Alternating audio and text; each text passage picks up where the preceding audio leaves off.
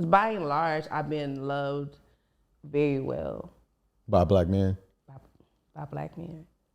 I think it's really important, like very well. And they have taught me how to love myself better as well. They've taught me how to advocate for myself more, making sure that I feel like I belong in the spaces, in the rooms that I'm entering. They've had my back in ways I can't even begin to explain. They supported, definitely starting with today and the work that we've done. Typically behind the scenes, like just, I want to see you win. Yeah. And I don't think there's been too many incidents, like it's so black men love. It's not perfect. I have notes. See, of course. Of course. Of course. Because no matter what a brother do, guess what? You see, they keep it score. These kind of relationships that get disturbed when we don't take the time to know what it is to sing, to know how to get close to the mic again, or to get something. Singing doesn't make it happen, or maybe. Welcome to another episode of Tune the Fork. I have with me social entrepreneur, founder, and executive director, community leader, daughter, just a beautiful person from what I've been able to glean so far from my interactions. I have with me Charlyn Anderson. How are you? I'm great. I'm so excited to be here. Thanks for having me. Good. I'm glad you agreed to come on. Like I said, when we met a month and a half ago with Jeff, shout out Jeff, What Blazer, up, Jeffrey? Blazer. I was like, your energy is just off the chain, and I was like, maybe I should ask this sister on. I was like, put a pin in it. Then I had Dre come on. A good brother. Oh man, he's So inspiring. a best brother. Yeah, he is. Yeah, He he's is upper echelon. another beautiful soul. It's amazing how all of these dots seem to connect if we are aware of the opportunities. Yeah, for sure. And this was a really great opportunity. You started a nonprofit I did. called Starting With Today. Can you talk about what that is? Yeah. So I starting with today 10 years ago, almost 10 years. We 10 in January of 2024. And I had the vision shortly after having a stillbirth at 36 weeks. So I'm going through this enormous grieving process, and I had this really clear vision. And in hindsight now, I can tell you it was the barbershop. Like I was at the barbershop, like going through this programming. And so when I had the vision for it, I'm trying to reverse engineer, like, how do I get there? So I'm excited about it because, you know, some people come out the womb knowing exactly what they want to do. Yeah. People figured out at college. I was still like, I do not know. I'm not inspired by any of this. Yeah. And so it came to me in the midst of my deepest grieving about what community has looked like that was really good, what opportunities were still there where we can grow better. And then not having, you know, my parents are amazing people, but even trying to find therapists and community that can support that level of grief that we normally want to sweep up under the rug to make other people feel comfortable. It was hard to find that kind of support that I needed. And I thought, well, hey, if I went to Howard, I have a loving community, and I'm still, you know, access to great medical health care, you know, then what about everybody else? Yeah. And so I thought about the things that I enjoyed the most, the learning environments that I enjoyed the most were not formal settings. Even in formal classrooms, the teachers that I connected with the most, it was before class or after class, and that's when they got me and got the buy-in, you know. And I just thought about like, how can we bridge the gap between, you know, you take this test in 3rd grade, you know, to see what track you're going to be on. And if you do well on that test, then you're automatically in this talented and gifted section. If you don't, then you're kind of dismissed. Your talents are diminished.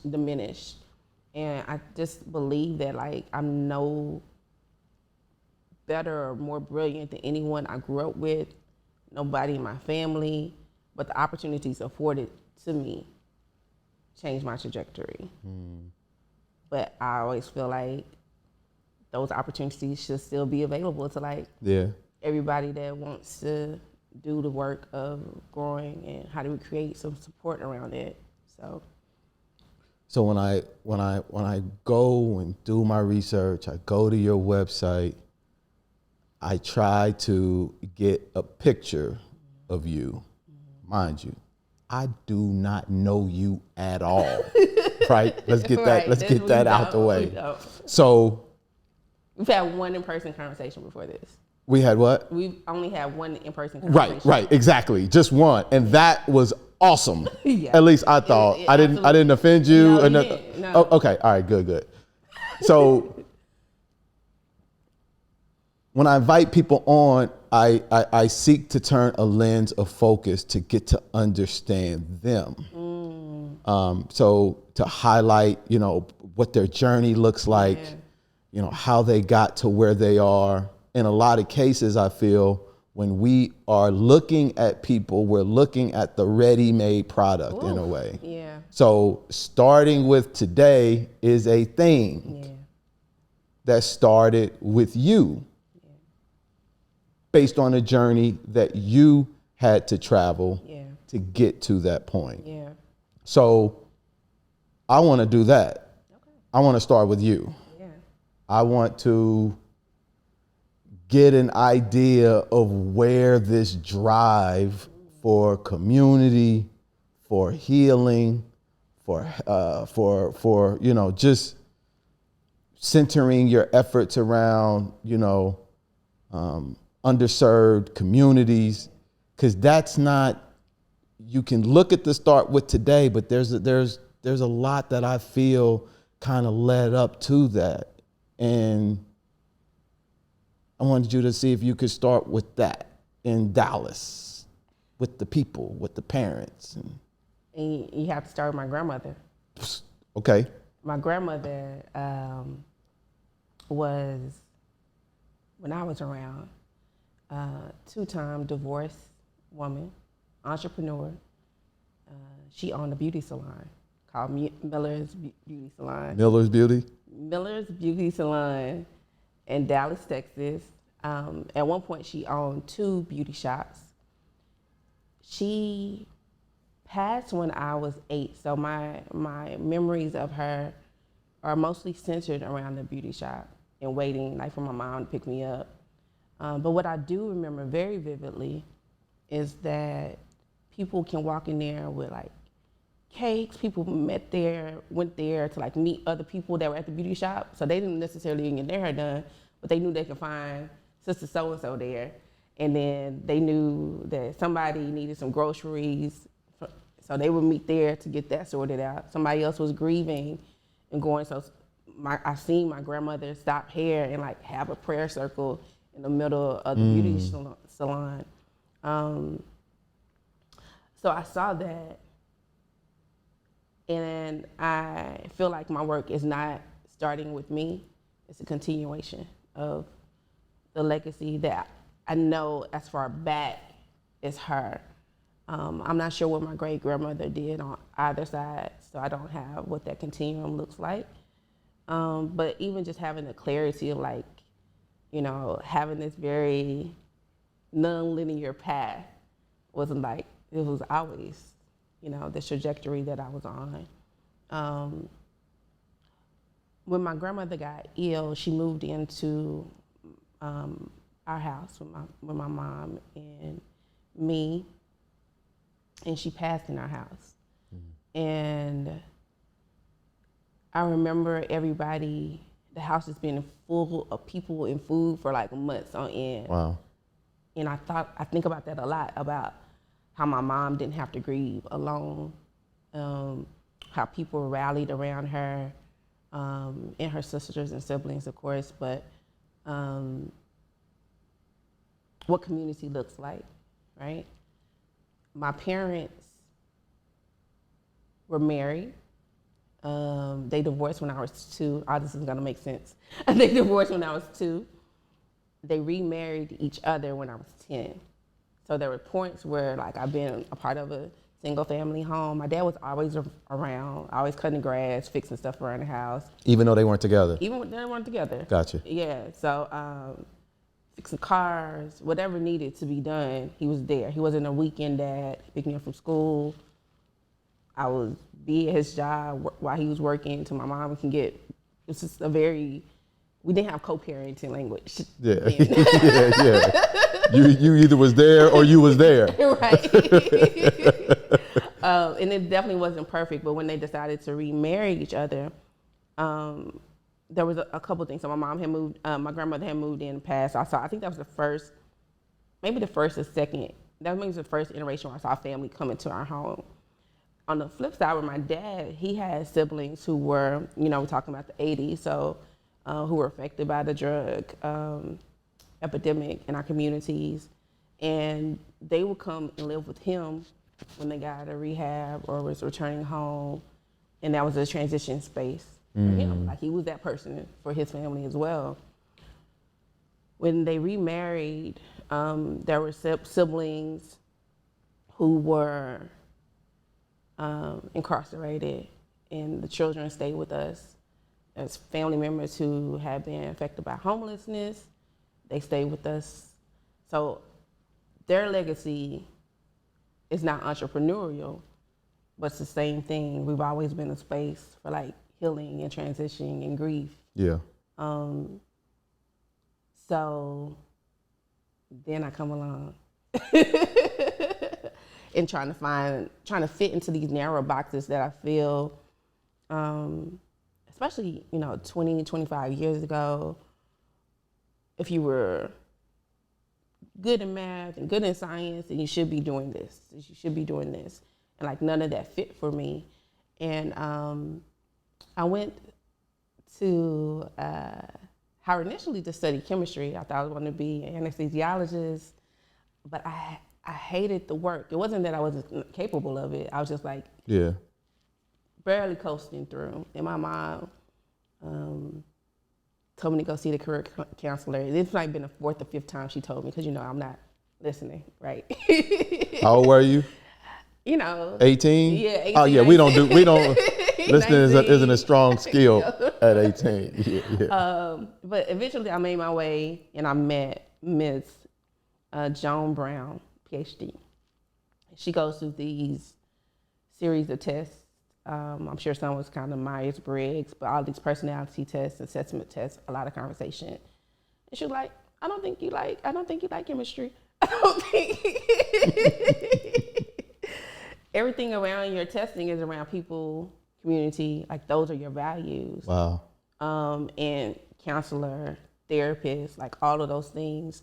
But my spirit is very susceptible to like what's happening around me. I'm very like, some people can be like, oh, don't matter. You get everybody. Like, nah, I'm very sensitive to other people's energy. Like an empath? Yeah. Okay. Yeah. And so I knew I didn't want to do day in, day out therapy. So I started, getting a regular job, going into business, learning business, and then eventually worked my way into the nonprofit sector and then the government sector. And the government sector is where I really kind of find my footing around working for the mayor. I'm not gonna say the city, but I work for a mayor in the region. And I did my research, so I know the city, but I ain't gonna say nothing. So I'm gonna let you live. I'm gonna let you live. It's findable. And so, but that's when I really got to get into like, what does it take to run a city? What does, working with a couple $1 million budget look like? What does it mean to have community events? How to partner with people, how to partner with elected officials, how to bring resources in a very timely and succinct manner to not only the people that we serve, but also especially in this region where a lot of employees are Black as well. How can we make sure that we are being a good employer, to the people that we're serving, regardless of socioeconomic background or education background? Like, are they growing? Are they getting the tools and resources that they need to develop? Was kind of my niche. So by the time I went to Montgomery Parks was the next place, and worked in their management team and like learning the ins and outs. Now it's a $100 million budget, 800 employees. Like, what does it take to like run this? Is what I was really interested in. And I told them like I wouldn't be there more than 3 to 5 years. And I left at year three to go full time into starting with today. Did I answer your question? No, you did. you did, and you really followed the thread too. You went back to Granny. Shout out to Granny. Yeah. What Mary was Alice Miller. That was getting ready to ask her name. Mary Alice Miller. Quite a woman. She sounds phenomenal. And I think a lot of times, she was over the Sunday school or was a Sunday school teacher, and she did a lot of things in the church, definitely a staple in the church. And it's kind of easy to focus in on that. But like, I'm more interested in the messy part, because like you done divorced 2 men, you done had. Back then, which is something didn't happen once, let alone twice. And then you also have a business in your own name as a Black woman, definitely in the 70s, 80s, 60s, 80s, 70s. Yeah. In the Deep South, so we're talking Texas.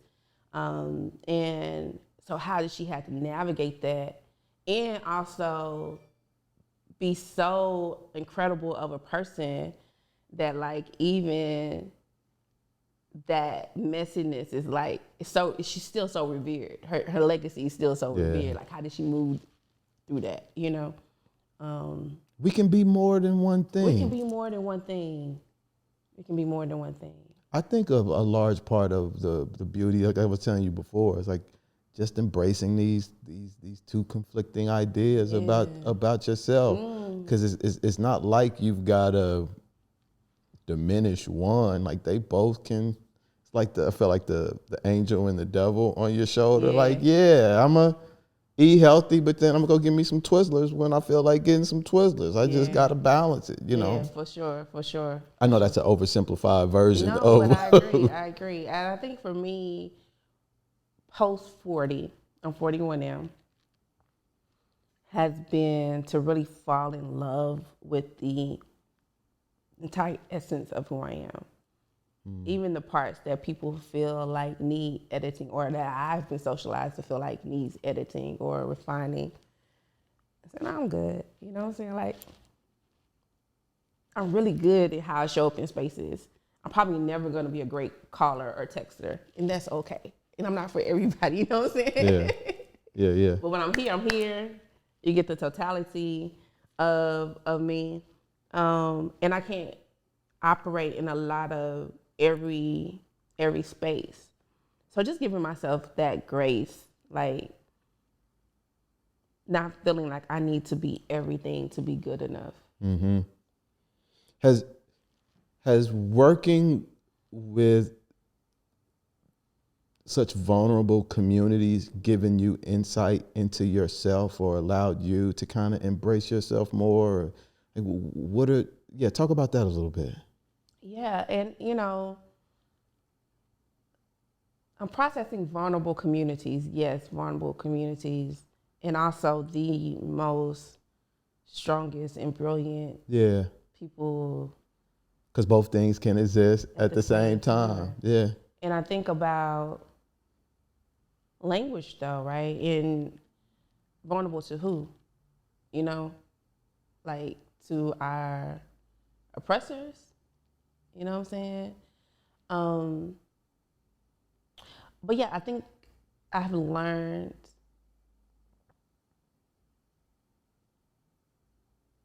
what I've already known, how brilliant, adaptable that we are. You know, one of the things we did initially when starting with Today was really focus a lot around career development, which we still do, but a lot around this economic empowerment and financial literacy piece, right?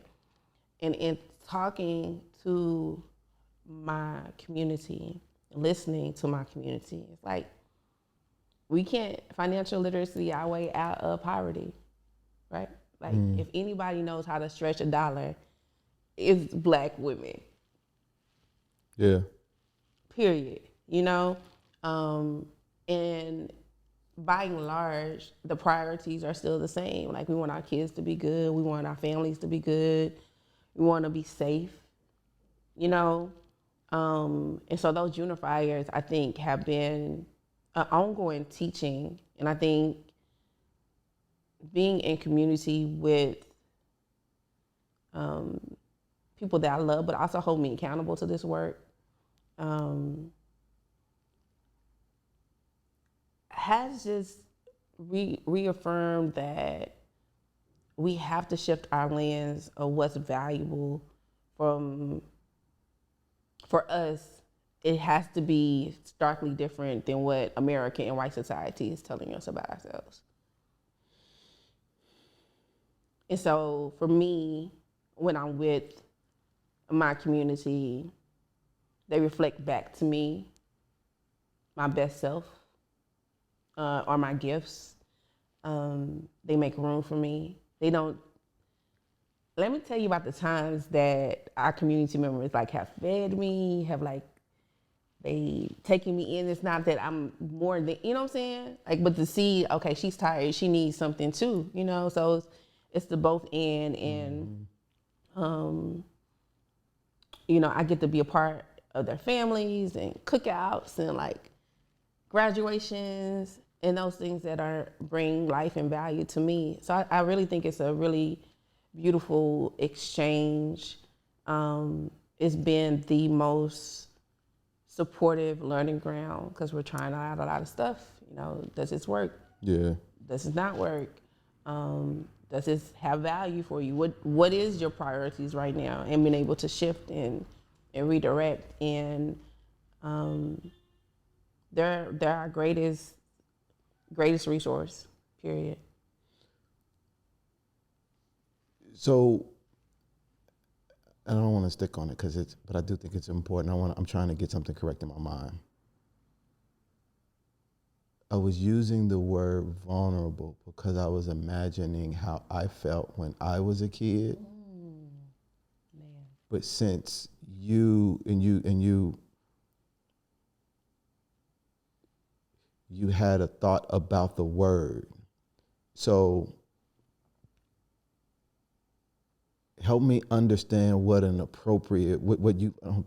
a better, more accurate word is. Because what you were describing as you were saying that isn't what I imagined when I was thinking about that community. Because I was thinking about it from the lens of a 10-year-old boy who wasn't getting what he felt he needed, like very fun, and which made me feel vulnerable. Yeah. And that's why I use that word. So, but your lens and what you were describing doesn't sound vulnerable. Right. And I think one of the things about that is starting with Today has a very strength-based approach to community. Right? And that has evolved over time. Okay. But where people see lack, my lens innately since I was a kid has always to look for the positive and the gifts. In my studying, in my reading, in my research, in my sidewalk professor, I have some professors from Howard who will teach me anywhere. I got you. But that, you know, who has the power here. And like, even if we're talking about low income communities, which is, you know, we have to really shape it. It's like that it is strategically designed to be low income communities. It's strategically designed to be a vulnerable community to oppression, capitalism, racism, etc. Right? And then, of course, all the health inequities that we have in our community by design, like operating as. And what Black people have done over and over for generations, centuries on our arrival here is fill in the gaps as much as possible. That's strength. Every day they're making something out of nothing, making meals out of no money, taking care of each other, healing each other, diagnosing each other like with elements and filling in those gaps. You know, helping each other grieve and heal, still fighting for the things that they believe in, still, you know, wanting their kids to have the best education, want them to arrive home safely, want, you know, green spaces, clean air, and all I see is strength. And maybe that's still a fault, but like that's what I ride for. Yeah. You know what I'm saying? Yeah. No, and that's the balance. Right. Because to the point I think we were making earlier, both things can exist. It just depends on what portion of it you focus on. Yeah. Like I can say, hey, look, I got this felony. It's hard for me to do A, B, and C. Yeah. But my lady and my kids now still need something. So I got to go make this work. Right. So, and there are no excuses as it relates to that, because you can't come and tell the kid why, you know, this concept of all of it. So it all can be, So and it's important for me to, as you were saying that, I'm thinking about that reality when I'm speaking to adults, mainly when I'm talking to men. Yeah. Because a part of what that programming is and how we're responding is through white society and through what the programming is, even how we respond to our women's behavior. Yeah.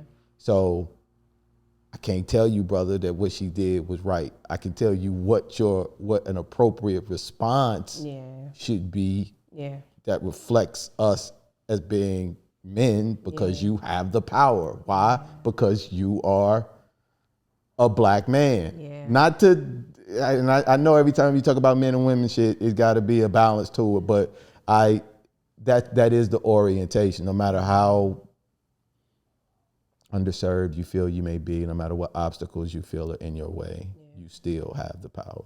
Yeah, I think a lot of times, at least for me,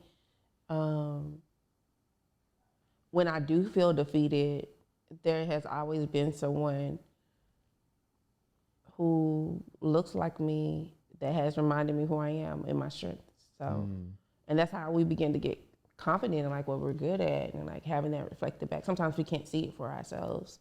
But what I do know is that I am privileged to be a part of this Southeast PG County community. We live in the communities that we work. I live down the street from the barbershop that I serve. I see them in the grocery store. I'm getting food. You know, a lot of the parents that we serve have my personal cell phone number. They text me. Like there's this thread here, so I don't really see it as us versus them. I see very much as I've grown with them. I've evolved with them. The organization, as a result, has evolved because of the community specifically that we serve. Now you have two, and correct me if I'm wrong, there are two main programs within, or at least what I've seen visually out in terms of out in the community. One is the Shape Up, and the other one is the women's My Hair Appointment. Thank you.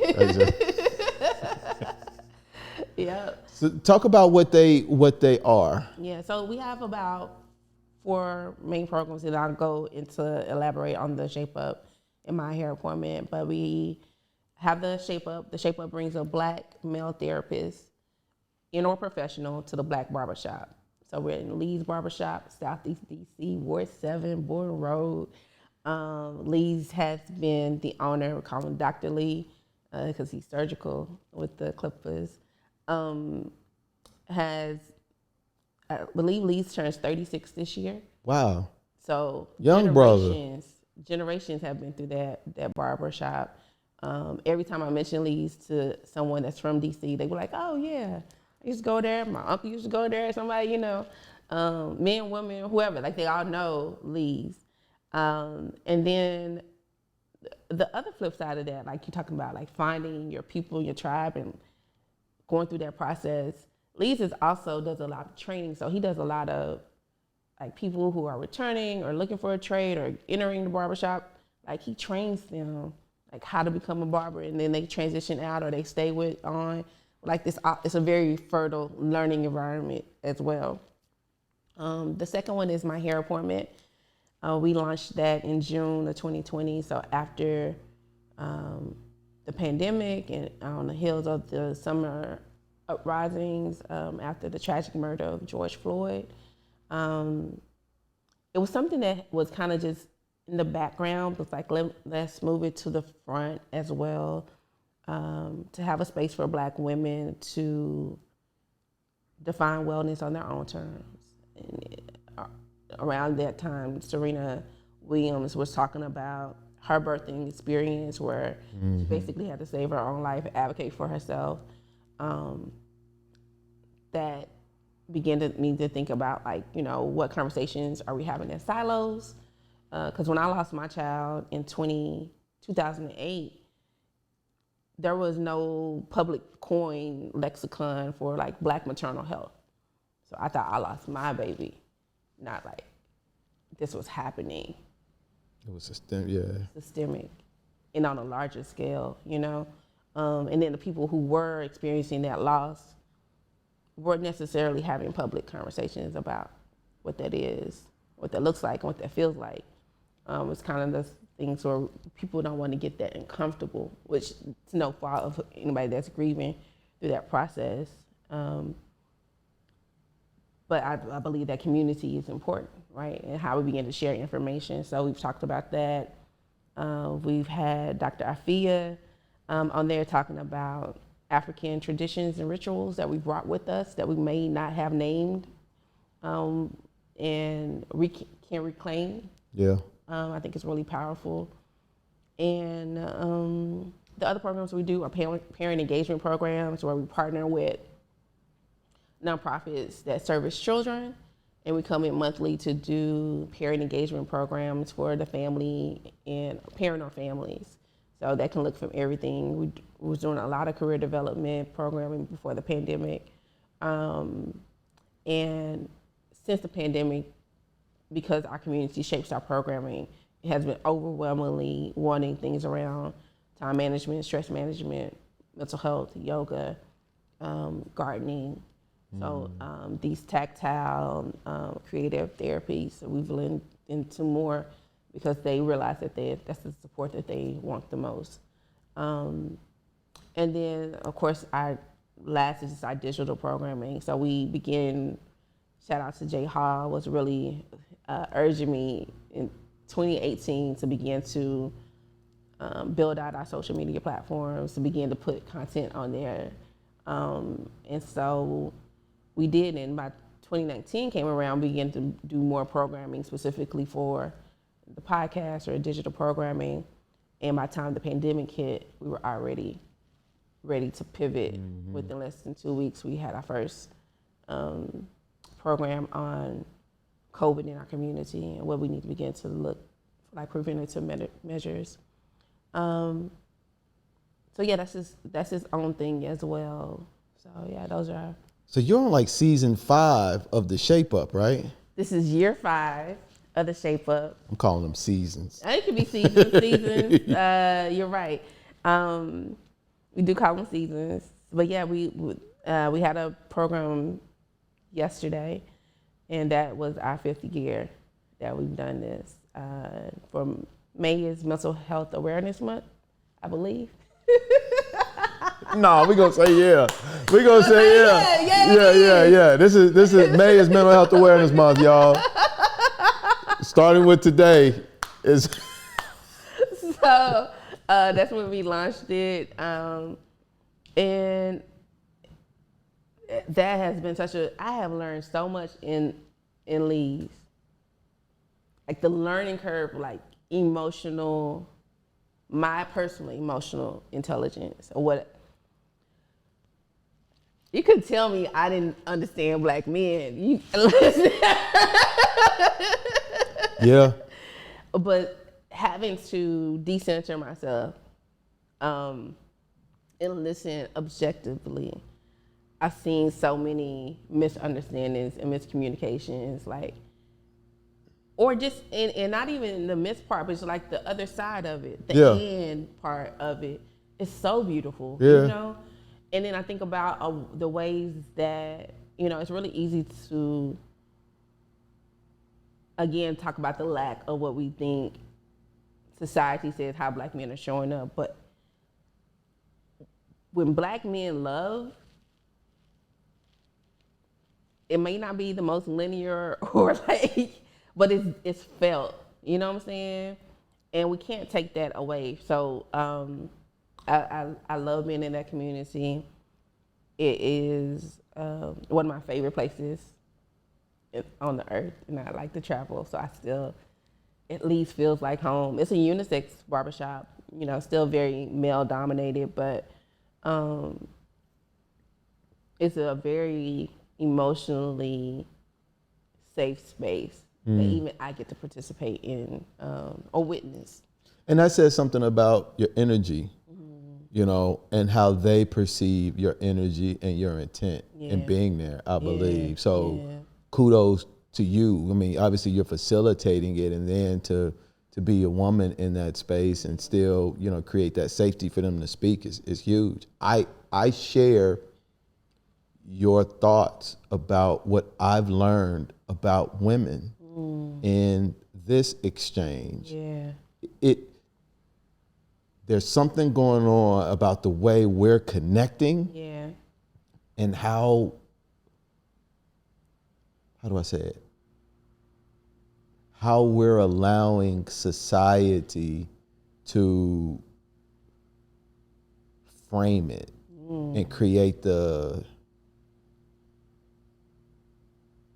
metrics for it that's really throwing off our ability to see one another. And there's so much we have in common. There's so much like love and intention, but with the ego and the fear, it just all goes to shit. And so quickly. It like that. and it's like, where did we go? We just loved each other like legit 2 days ago. And that's fuck you, fuck everybody. And it's like whoa.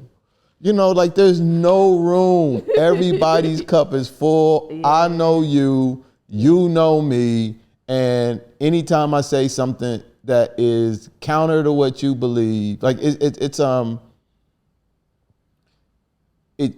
I feel your work, our work, is a testament to the capacity for us to see one another in different ways than what society is telling us. Men are taking care of their kids. Men are taking care of their kids. Men love their kids.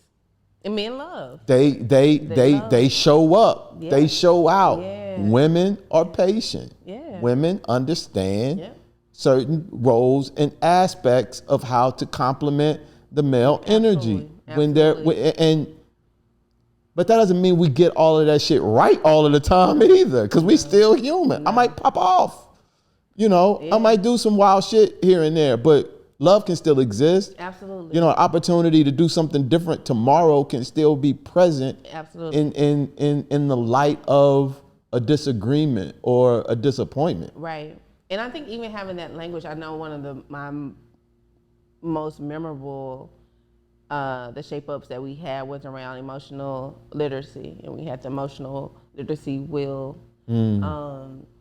And for me, I'm from South Oak Cliff, Dallas, Texas. And so as soon as I feel disrespected, you're going to get out of this immediately. You know what I'm saying? As soon as I'm hurt, I'm looking to hurt back. You know, that's how I've just been wired. That's how I used to move. But that emotional will really help me, like, what are the other steps that are happening before I get there, you know? Mm-hmm. Even just to be able to say, you hurt my feelings. I couldn't say that growing up in my hood, in my neighborhood. That's just not language that we use, you know? It's not language that would promote my wellness. Oh, nah, you can get your ass beat. Wellness.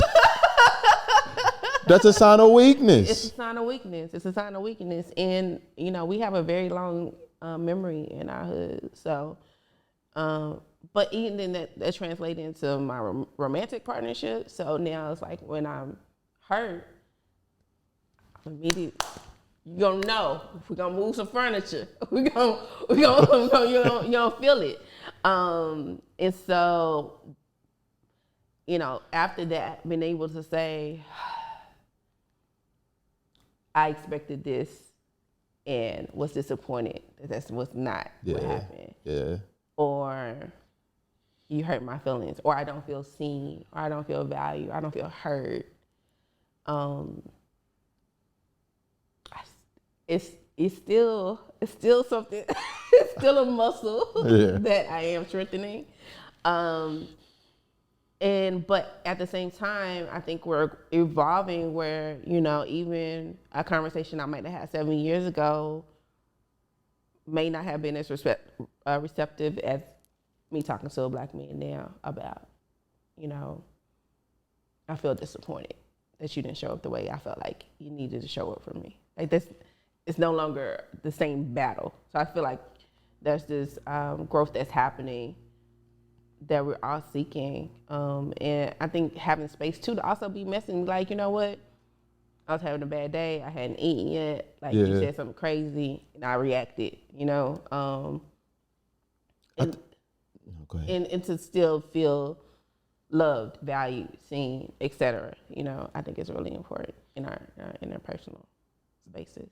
There's a lot of avoidance. Oof. I feel, because I think the focus is on the moment of like the intersection of disagreement or letting someone down or hurting someone's feelings. And because we focus so much on that, we don't focus on the repair. Oof. So sometimes you can say, okay, this is going to happen. Yeah.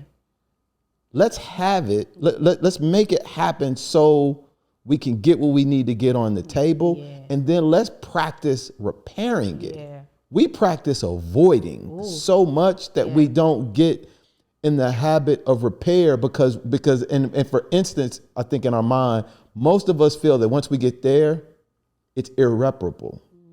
When really that's where the work begins. When I tell you how you really made me feel. I'm not saying that it's right for me to even hold you responsible for my feelings in that way. Absolutely. But this is at least how it's showing up. Yep. Now that you know where my joint is, now I know that where your joint is, let's figure out how we work through that together or a part of the repair process. And we don't have enough practice, I feel. We don't give ourselves enough opportunity to repair things. It's always cutting the motherfucker off and not dealing with it. But that's not repair, you know? So much there for sure. And I feel like the biggest challenges that I've had are around that repair piece and not seeing the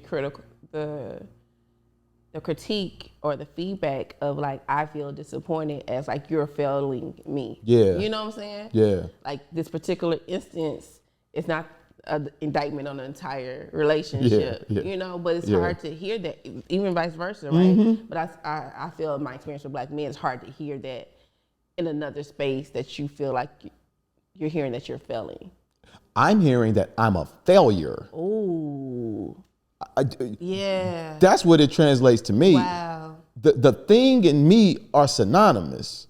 I'm not just failing, I am a failure. To me, the work begins when you're able to separate the two.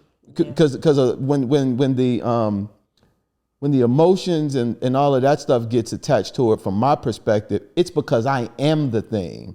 I am what I just did. Yeah. So I've got to bring along all of these other emotions. Yeah. Oh, I'm a fuck up. No. You just fucked up.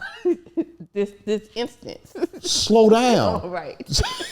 You know, yeah. It took me a long time to delineate between those two but that's a part of that avoidance piece because we don't have enough opportunity to work through, and we don't have the tools or the maturity or the vocabulary, intelligence. There's so many things we don't have on the other end of the intersection to work through it effectively. All of that stuff we just lack, particularly as Black people. And I think what a lot of the folks did back in the day, they just avoided it. And I still think there's still some of that to an extent. But I think I get back to this point where, like, we know we do want to be in community. You know, we do want to be in fulfilling relationships, whatever that looks like for us. And we do want peace and harmony, especially in our close relationships, whether it's family or romantic. I feel like I've learned that in the barbershop, that those themes are the same, and how we approach those things are differently. And then also too, you know, for me, I've been really trying to be more aware to make sure I'm not saying that you're a failure. I'm really isolating the thing from this particular issue. And on the biggest feedbacks I get, that I'm more of a all or nothing. But it's also how I grade myself too. So if I feel like I'm not showing up the way I need to show up professionally or my relationships, I feel like I'm not showing up at all. Versus like, no, I am showing up. I may be at 70%, I may be at 80%, but like I'm here, I'm focused. And when you say feedback, you talking about feedback from like your relationships? Yeah. Okay. Yeah, for sure. I think for me,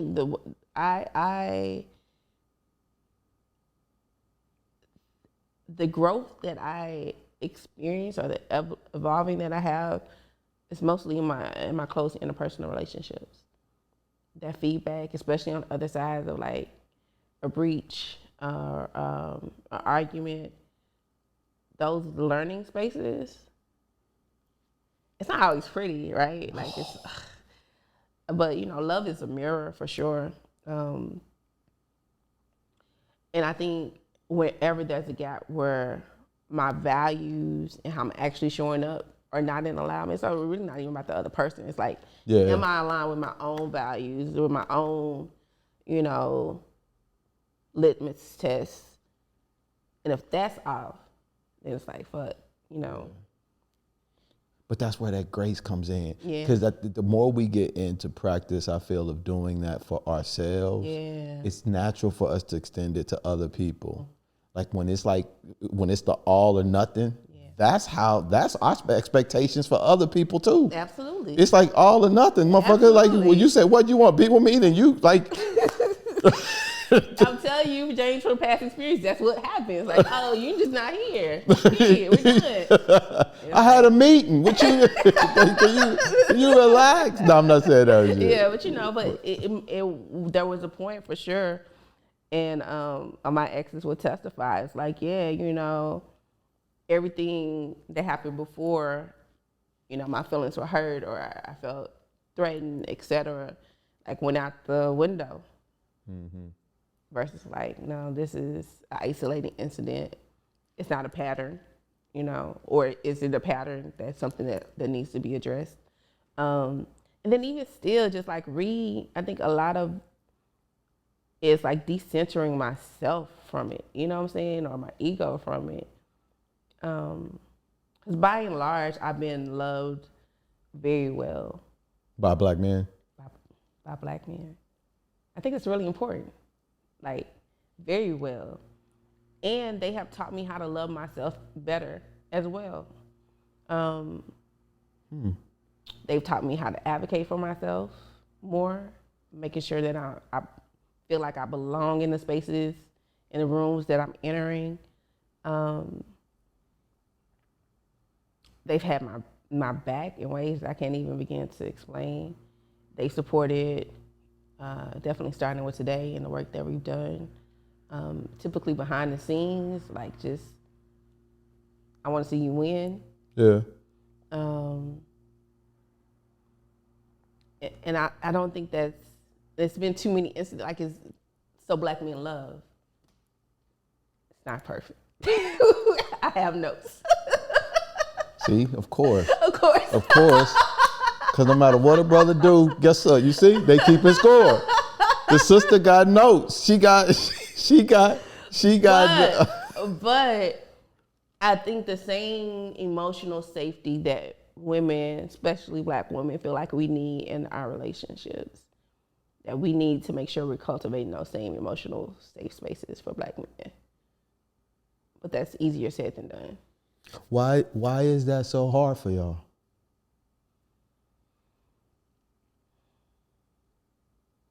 I think society or socialization of Black women in particular, upon our arrival here, has always been to serve. So we're here to birth, produce more labor, and then we're here to serve our families, our communities, we're in service. And I think there are times where we overextend ourselves to fit into this model of what we feel like service is. Maybe service and love is interchangeable at this time. But and then I also feel like we're socialized to believe that love is ownership. You know what I'm saying? And it's not, right? Like, love is freeing.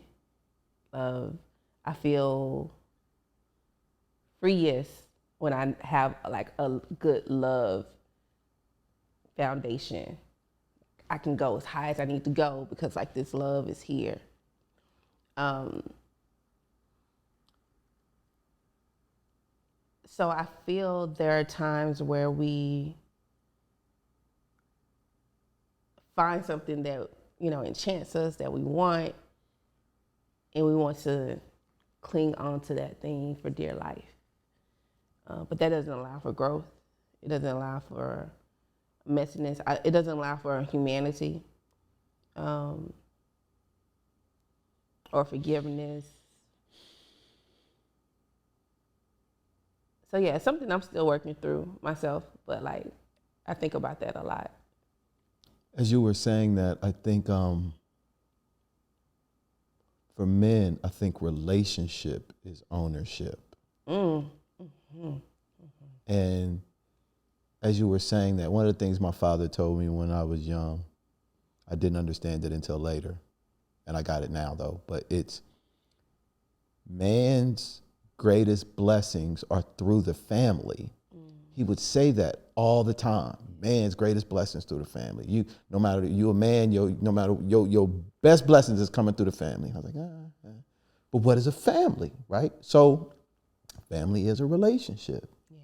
And I didn't understand it, and I started getting these concepts of like Peter Pan syndrome and these ideas where, one of the notions with Peter Pan is, or it's a symbolism for youth. And in youth, you have endless possibilities. The world is your oyster. You've got all of these things. But to be a man or to become an adult is to pick something from that well and then focus on it. So you've got a big pot and then you use it and come down and be narrow, and then you be singular in your focus to get good at that, to whatever degree you can be and become excellent at it. And then you can open up below that if you want to go acquire something else to whatever degree you can. But the Peter Pan syndrome is where you're up here with just constant, endless possibilities. Yeah. And so to me, in my mind, as a man, those relationships, ass over here, breasts over there, you got endless. No. Yeah. So you have to commit to something so that you can narrow it down, so that you can focus in a way, so that you can challenge yourself in the ways that you need to challenge yourself, so that you can actually be freer than you were when you thought you were free. Oof. So relationship, as men seeing it being ownership, is actually where we get to be our freest, from what I'm starting to understand now. Explain that some more. So, and the freedom is of yourself, is of your not of yourself, it's of your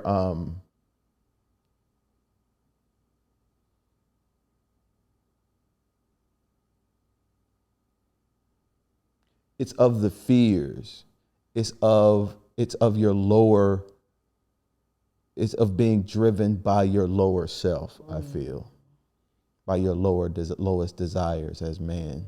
We hide behind sex. We blame the fact that it's in a man's DNA to want to go and spread his seed, and all of these narrow thoughts and ideas about who we are and how we show up. I get that they say that this is biology. I don't buy none of that shit. I don't believe it. I just don't. Because I know how I hid behind it personally. So, and I'm not saying that for all people. Right. I know that when you looking for something, you're going to find it. Confirmation bias exists. Yeah. And so the growth areas is trying to understand. So I'm not actually free even though I'm single, because I'm a slave to my lower self. Wow. Because it's showing up and actually driving, and that lower self could also be the broken child in me who's not addressing something that needs to be addressed because I'm hiding in unhealthy behavior patterns, whatever the case may be. So a relationship, I feel you go into that so that you can start understanding, because once you commit to the relationship, you have an obligation to be your best self. For your woman, for your community, for your kids. When you single, you can just play. There's no real accountability. I see Keisha on Monday, Stacy on Wednesday. Now, this is just James' logic. Yeah. I don't know how valid it is from a universal principle perspective. Right. It's just things that I've recognized that have been patterns in my own life, and what I've used to bullshit, play games, propagate a lot of this negative thoughts and images about black men and how we show up and how we play games. No, it's, for most of us, I feel it's deeper than just this is just what men are designed to do. No, motherfucker, you got to get your shit together. Yeah. You gotta go check in on that boy who you left in the 6-year-old boy inside of you that didn't get something that he needed. That's driving all of your dysfunctional behavior. Absolutely. He deserves that. You deserve that. Yeah. I could talk about this shit forever, But I think one of the things that you mentioned is even having the language for saying what you need in that space, I think is really powerful. It's something that I think we're just, as a generation, beginning to figure out. You know, I think we put a lot of pressure on ourselves. And so one of the things you said about, needing to show up as your best self in a relationship. And I think for me, my most intimate relationships require the least of me, right? And I love that because I feel like there's so much outside pressures where I need to show up at my best or perfect or up to someone else's standard. But being able to derode that pressure in a relationship, for me, is like, it's heaven. What do you define as least? And this is a more recent involvement, maybe over the last 3 or 4 years. I feel like in every relationship, I needed to, be all the things. And I think there's a couple of things we talk about lenses, right? So when you say ownership in a relationship, that makes me want to vomit, because I I personally hate feeling restricted in my personal relationships. You know, I'm an only child. I don't like being told what to do. I innately also, it's not even just like a rebelling thing. It's like I trust myself to be able to navigate what I need or ask more questions or ask for what I need. You know what I'm saying? Mm-hmm. Or allow me to agree. Like, don't take my ability to like agree to whatever this need is away from me. So that's one piece of it. I think the other piece of it is just really, I had a man recently, or the last few years, where for the first time I didn't feel like I needed to cook or clean or like tend to his work and his development and his like, you know, life goals and like do all the things, and like me and my presence was enough. You know what I'm saying? Like, yeah, those things are nice when you can do them, when it doesn't deplete you. You know what I'm saying? Mm-hmm. But it's not a requirement for this space. Like, we can order out. We can hire cleaning. We can, you know what I'm saying? So you're talking about a traditional woman role. Right. I reject those. I'm speaking about that when you get triggered, I got some shit to pop off.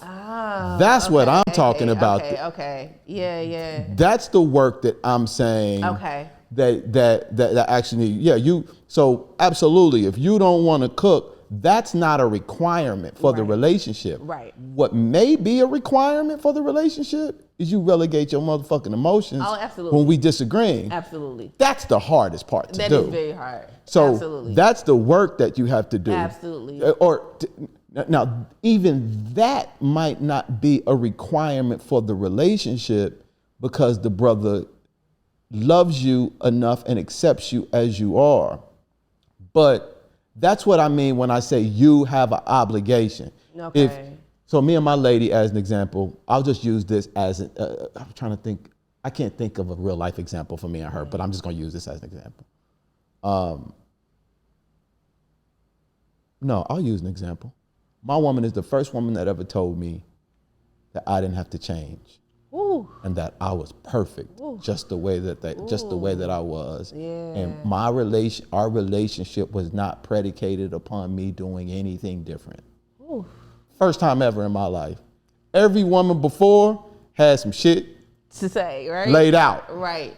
Now, was she saying that because I didn't have anything to change? No. Or was she saying that to signify that who I am in my core is enough? Now, when she said that, I was like, I need to do some shit different. Because I knew I needed to do some shit different.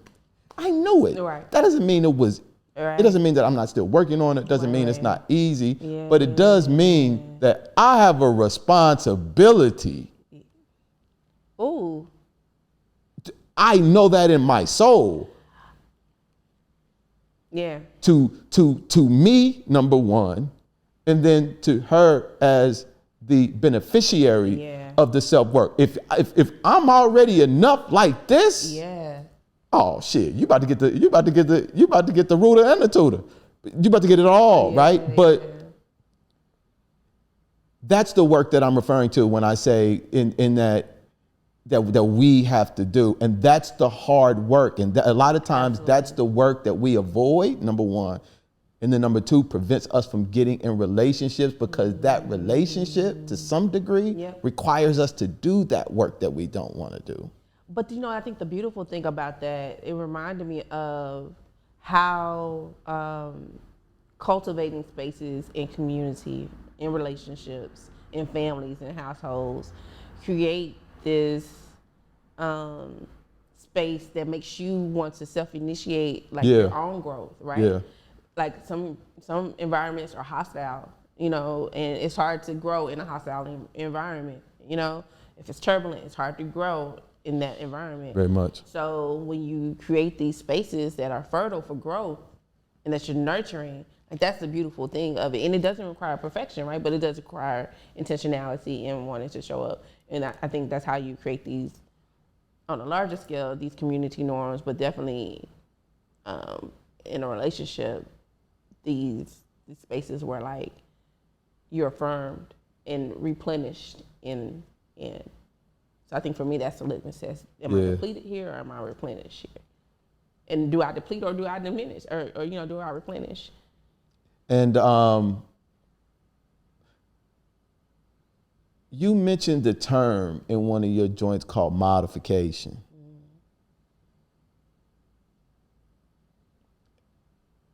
Is that more of a mindset that helps you align with what you just described? Or, well, I guess even actions start with a mindset shift. Mindset shift. Jesus. Talk about this word modification. Modification. Really comes up a lot in yoga and working out. Where they have like, this is what we're doing, but if you can't do this, then try this. If you can't do this, and I'm not even gonna do theory. I'm gonna say, then try to do this. If you can't do this, then maybe try to do this. Whatever works for your body, you know. And I think a lot of times for me, when I tell you that I'm all or nothing, naturally wired, it's like if I felt like I couldn't do 100%, then I felt like I couldn't do it, or I wouldn't do it, or I procrastinate to the last minute, or avoid showing up, right? That avoidance piece. So for modification, like Dr. Chelsea Jackson Roberts she's on Peloton. She's like a Black woman from Spelman. She's an amazing instructor. She's always saying like, how's your body showing up today? So whatever the metric was I had for myself yesterday, it might be different from today. It doesn't mean it's better or worse. And then she does this thing too, like making sure that you feel supported and grounded. Like, okay, I would never grab a pillow for myself, you know, even when we're getting adjusted, like, oh yeah, I do need something, this is not working. So it's still something I'm still practicing for myself and advocating for myself. But saying like, okay, no, I deserve to be comfortable. Like, I'm not asking too much, or like, so those I think are the things that modification has lended me to trust the process. And then of course over time you see this growth, and then just give myself grace for not only myself, how I can show up in any given space. So if I can't do 100%, let's say a friend has, you know, a birthday celebration, I can't attend the birthday, but maybe I can do coffee or lunch the next day. I can drop off a gift, etc. Like, so what are those things where I can still show up in a way that's best and let people know that they're valuable? I like that. Yeah. I like that a lot. Without losing myself in the process. Yeah. I've lost myself a lot in like love, and I think the desire to feel included in friend spaces, and like, so I just negate what I needed. And so I think modification for me, and those in, you know, interpersonal relationships, family, etc., like allows me to like take care of myself, my needs, and then see what I have to bridge the gap. And it's funny, I don't want to say funny. It's something that both men and women are struggling with, like taking care of their own needs, being responsible for your own happiness and peace. And how do you do that in a way that allows you to live in and show up as your unique self, embodying your purpose without allowing the world to dim that light? Because the world is going world, you know. People going people. But what's Charlyn going to do? What's James going to do? James got to be James. If the world going to be the world, then James got to be James. Gotta you know, count on that. and it's a tough thing, you know, because there is this inclination to modify at the extent of yourself. Yeah. And your purpose and your Yeah. values and your core. And then you look up and you be like, I don't even know who I am anymore. Exactly. And the idea to even start down the path, he's like, well, shit, I'm here. You know? I think a lot of times, especially in the social media age, we want, you know, the end results immediately. So we want to be as strong as we can, as fine as we can, as successful as we can, as rich as we can, without the process of, you know. And so I think modification, this in my mind, this theory is like, how do we move the needle towards our highest selves, our highest goals, and those in the community? Because I feel like we also, I think there's this new wave of hyper independence on social media. You're talking about cutting people off if they do you wrong or you feel any indiscretion, versus, you know, doing the work of repair, to the point where it's toxic, right? Like, this is no one should be able to be that disposable. Yeah. In our community, and definitely not in our relationships, right? And not saying there's not challenges where you require different, you know, techniques and distance or whatever, and boundaries, of course. But I just really feel like we got to figure out how to communicate our needs, know and communicate our needs. But that takes time. That's also a luxury, right? To take time. You know, you see rich white people like do a leap year, do a, you know, sabbatical year, all these things to find themselves, to get in tune with themselves. Yeah. There are no breaks for working class Black people where we get that time away to, and when we do, that's a luxury. I think a lot of times we don't feel that. And then a lot of times we see the end result and we want that immediately without any of the ickiness that comes with the process, the messiness that comes with the process. So.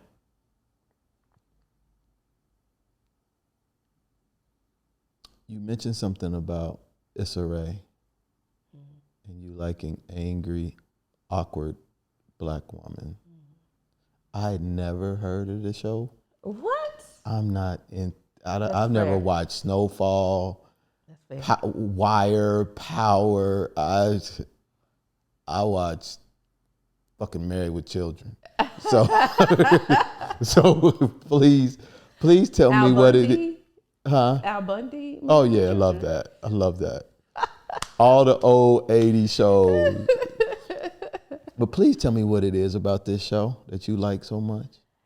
So the storyline is, you know, it's definitely an intro to like Insecure. So if you watch Insecure, you didn't watch Insecure, okay, got it.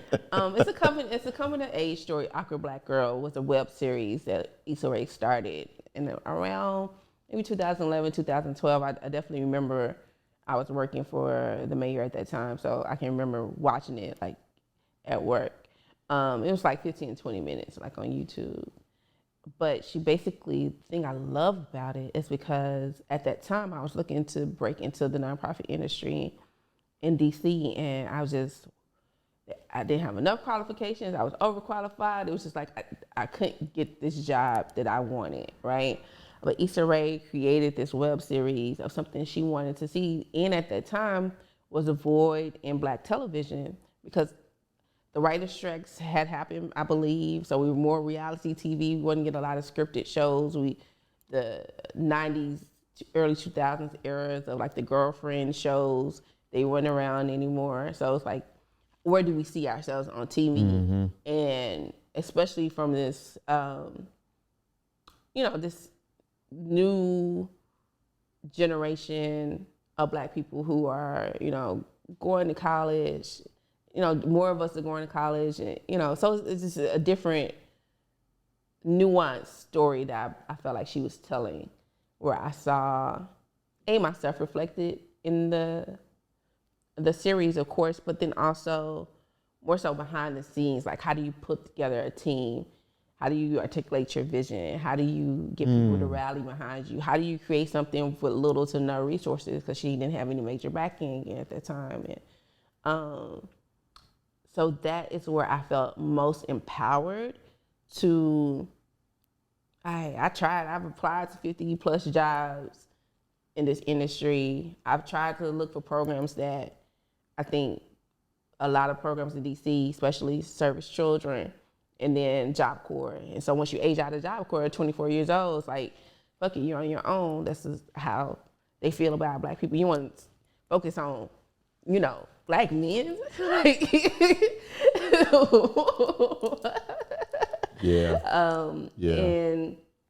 And why, you know, and it's like, well, I feel like we still learn, we still evolve. So anyway, I think that piece of it is my draw to Issa of how she creates opportunities for herself and then for the team, and like putting the right people in the right spaces is a model that I feel like I've adapted for Starting With Today for sure as well. And it sounds like it requires a lot of confidence. I get scared and fearful and question all the time. But you do it. Oh. No? Yeah, but I want to make sure it's not missed or overlooked that sometimes there is a breakdown, right? There is a stagnation. There's times where I have and did want to hide up under the covers for, you know, I'm not immune to, I've experienced very chronic depression during this pandemic, even more so than the grief of losing my son. Like, it was just ongoing, this perpetual grief, you know? There have definitely been times where I felt like I didn't see the fruit of the work. And then one day, things just start working. I was reading a book, Audible, because I rarely have time to sit down and read physical like I used to. But I was reading Good to Great. And one of the last chapters, he's talking about like how, you know, you have this flywheel, this big flywheel, and you're trying to turn it. And at first it takes all this motion, it's very hard. And you can spend months or years just trying to get it around like one time. And then eventually, we got all these compounded efforts. Eventually, it just works. Like, you have your system, you have your purpose, people are aligned, you attract the right resources that you need. And I think we're just now beginning to the point where like there's enough momentum behind where we are that even if I'm having a bad day or a bad week, like the work propels itself. I've heard you mention your son 3 times during the conversation. Yeah. And I'd be remiss if I didn't create a little space for that. 2008.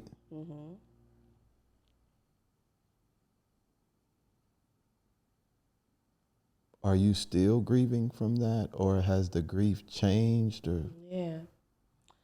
I think it ebbs and flows, grief, right? I think even during, it wasn't,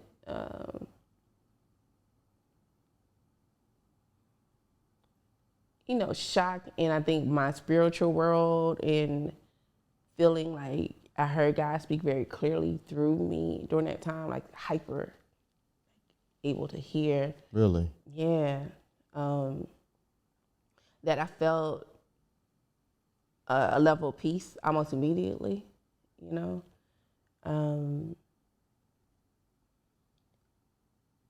I think grief, though, and not just for my son, his name was Charlyn Charles.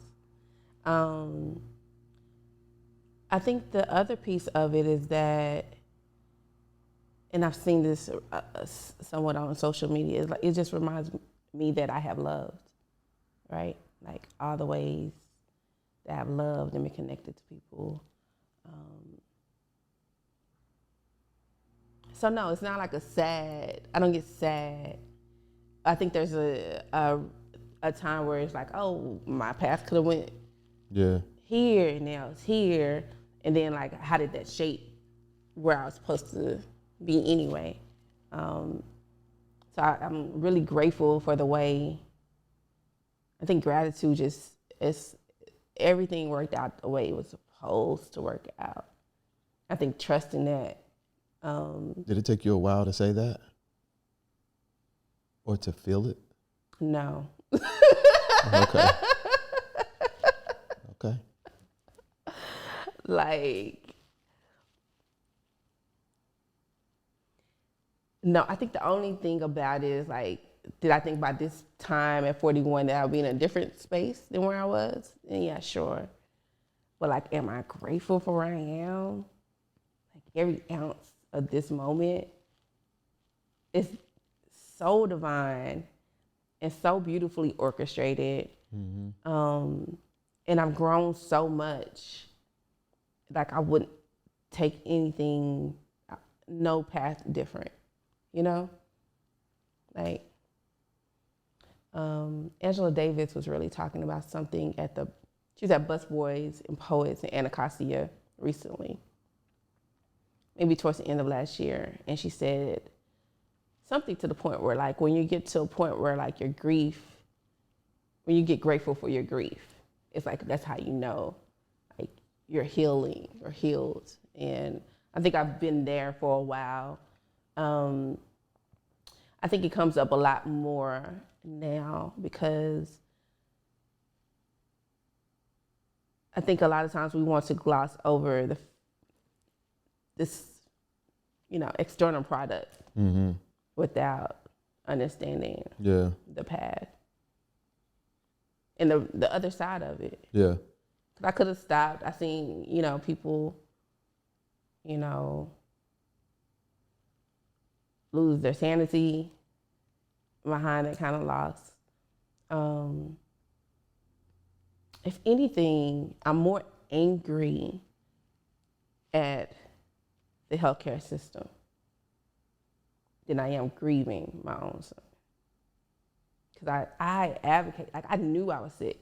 I told them the entire pregnancy I was still having morning sickness. And they was like, oh, it's just morning sickness. This is month 6, month 7, month 8.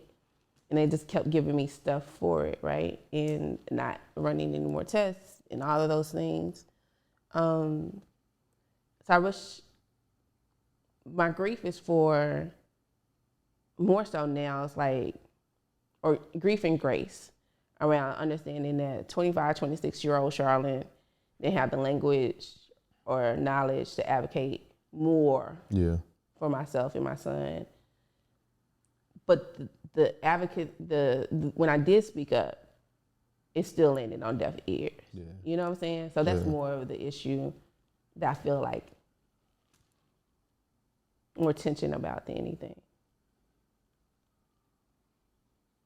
Do you speak about this often? It depends. It's not a secret. I was 9 months pregnant, so it's like. Oh yeah, people know. It wasn't a secret pregnancy. You know what I'm saying? Yeah. But social media wasn't what it is today. Yeah. But so if you're around, then I have spoken about it in our conversations we've had with my hair appointment with the doula, and then we did one on Black maternal health with Dr. Jocelyn Slaughter. And so, yeah, I do talk about it, but it's not something like going on a tour about it. Oh yeah. You don't have any shirts made? No shirts made. From Honest Tees? Shout out to Honest Tees. I had my teenage years were really bad. And I moved to DC when I was 19, and I was messing with this woman. Before I moved, got here, got my life together on the outside. I was fucked up in here and in here, but outside I was clean.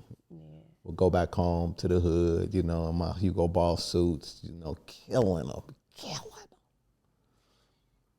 Went out to the club one day. This was maybe like 3 years. So 19, I might be like 22 at the time. Go to the club, see the girl I was messing with. I've never said this. I don't think. Exclusive. Yeah. Saw the girl I met at the club. Saw the girl I used to mess with at the club. And I was like, hey, what's going on? And she was real standoffish. And I was like, that's weird. That wasn't what our energy was like, before I left. So I just chalked it up. Went back and forth home. 2 years, 3 years after that, might be like 25, 26. I go to another club and I see her at the club again, at another spot. And I was like, hey, you good? I was like, the last time I saw you, it was a real weird energy. I just wanted to make sure you were you straight. I thought we were cool. And she was like, yeah, we were cool. She was like, I just wasn't ready to tell you what I needed to tell you. And I'm like, what? Like in my mind, I'm completely clueless. So we're in this club, boom, boom, boom, 3-6 Mafia, in the background, UGK. Hey. And she starts telling me that she was pregnant by me. And she had an abortion. Wow.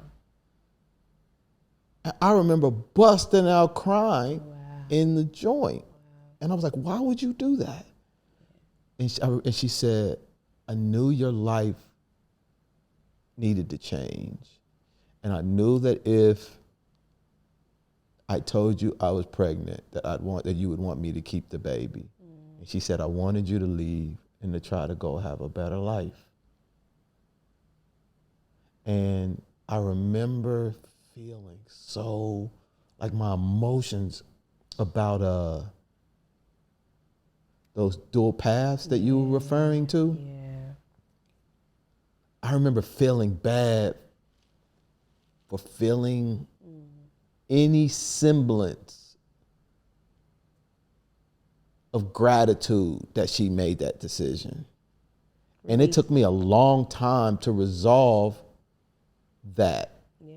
Because I did look at my life and was very appreciative of what I had done, what I had become, and where I moved and all of that.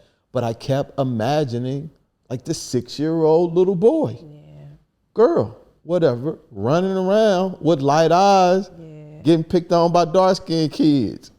I'm kidding, by the way, it's a joke. But all your life you had to fight. All my life. But I couldn't, it was really hard. I never seen her again after that conversation. We went and had lunch at a breakfast at a diner, stayed up to like 5 or 6 o'clock in the morning, just talking and catching up. And I never saw or talked to her again. Wow. After that conversation. So as you were saying that, it triggered that thought in me. My kid would damn near be 30 years old now. That's wild to think about that. Yeah, for sure. But these things that happen in our lives, sometimes you do get to take these dual paths in your head. And one, you don't know. All you know is what you know. But a part of that process, I feel, is deconstructing your present life and then reconstructing this imaginary one. And then you can only do that for so long until it's just like. Yeah, for sure. Yeah, I wouldn't change a thing. And I get both. And, I think at the time I was confident enough to understand that there was, in the midst of my grief, some relief. If I'm being honest. Because I know that I would pretty much have to raise that son on my own. Gotcha. And I still had dreams and aspirations for myself, and not feeling if I had the best support system at that time here in DC to raise. DC is expensive, it's hard, and you're talking about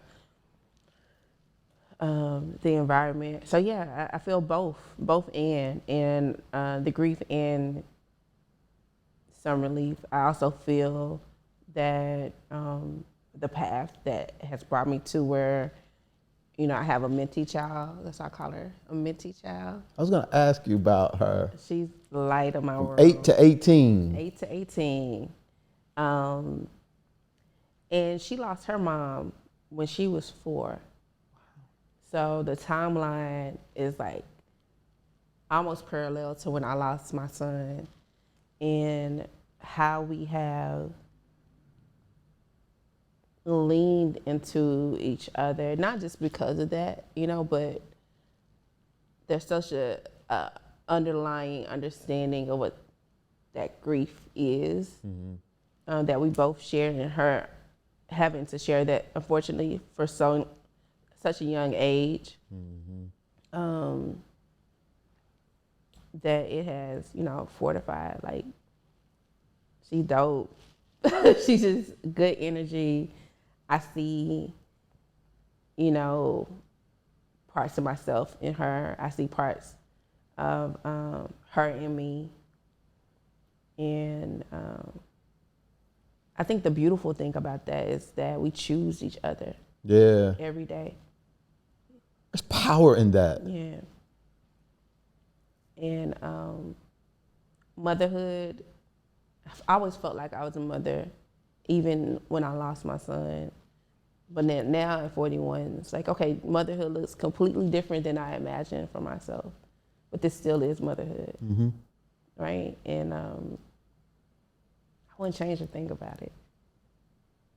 I wouldn't change a thing about it. You're mothering a lot of people. I feel. You got an awesome spirit. Oh, thank you. Yeah, it's really nurturing too, and it's warm. I'm glad that you didn't do chemistry.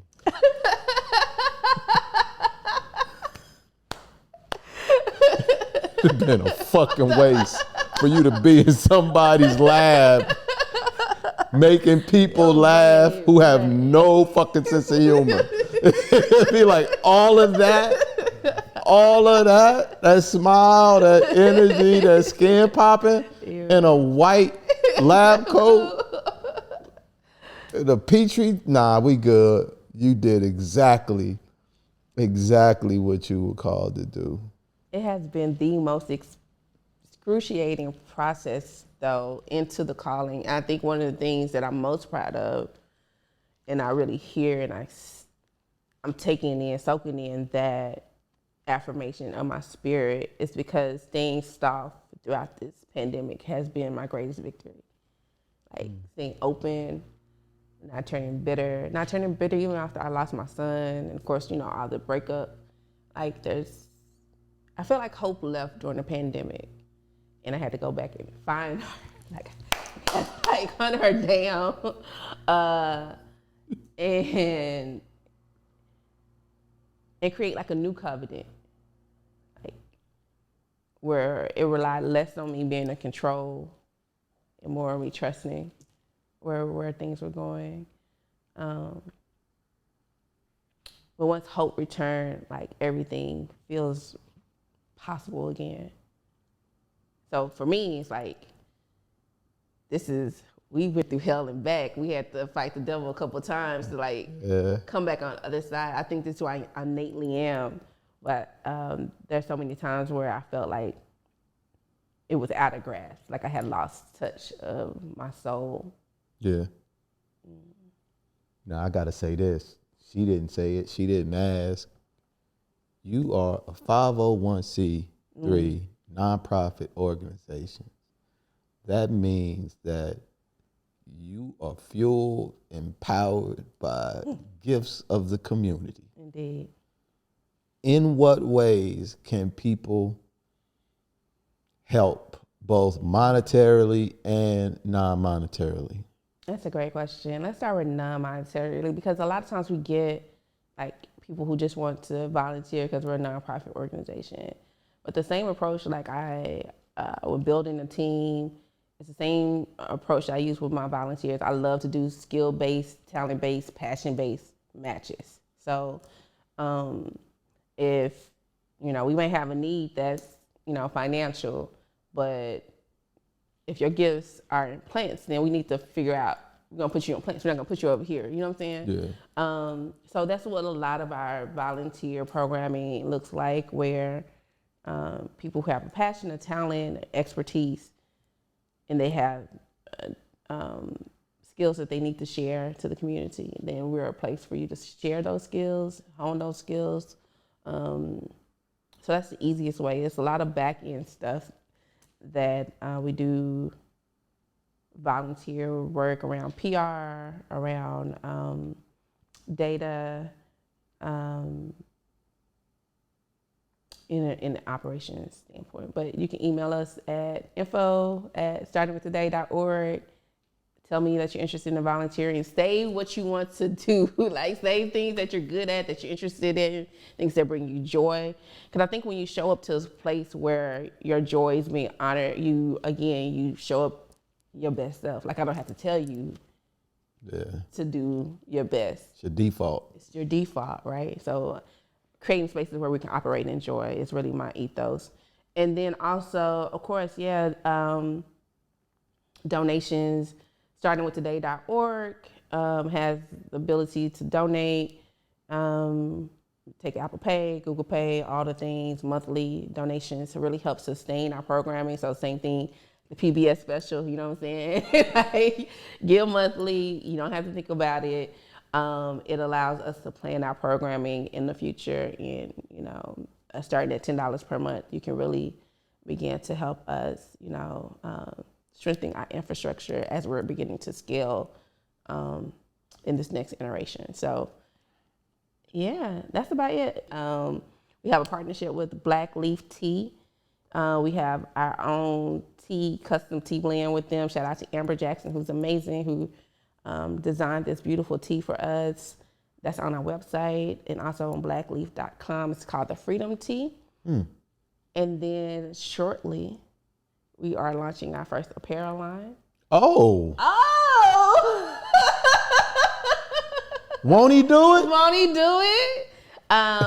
So that'll be a great way to give. The price part would be like higher than normal because it is an opportunity to give back and, get some merch. But when is that? Give me oh shit. This motherfucker don't know them. By the end of this month for sure. By May 31st, it will be live and in person. Okay. Starting with today, the Genesis collection. Oh, I don't know why it made me want to do this. I'm excited. We did the photo shoot already. Shout out to our amazing photographer, Candy Williams Photography, who has been capturing the pictures at the barbershop on her own. Again, that's a volunteered position that she saw we needed it before even I knew we needed it. But just to be able to tell better quality stories has been able to help us propel our work forward for sure. So, that's how we roll. You are an example of what it means to listen to yourself. And what's possible when you do that. I think sometimes we get confused that when you do it, that shit gets easy. It's actually when it starts to get hard. But not doing it is also hard. And also not doing it, for me, it was killing my spirit. When I knew I was supposed to be starting with today full time, like things got so bad. It was a car accident. It was a terrible work environment. All of those things, it's like it had to get uncomfortable for me to take that hard leap, right? And then on that, the fears were valid. I was talking to a friend recently. It's like, the fears that I had about being a full-time entrepreneur were valid. Like, are you willing to lose it all? Because I quit in August 2019, so I had no idea the pandemic was 6 months away. Schools. Our parent engagement program was our primary source of revenue at that time, and that shut down. So then what? You know what I'm saying? But I've learned so much about my strength. I've learned how to trust myself. I've learned how to. That's tough, even people who love you and want the best for you. Like I had to follow this path.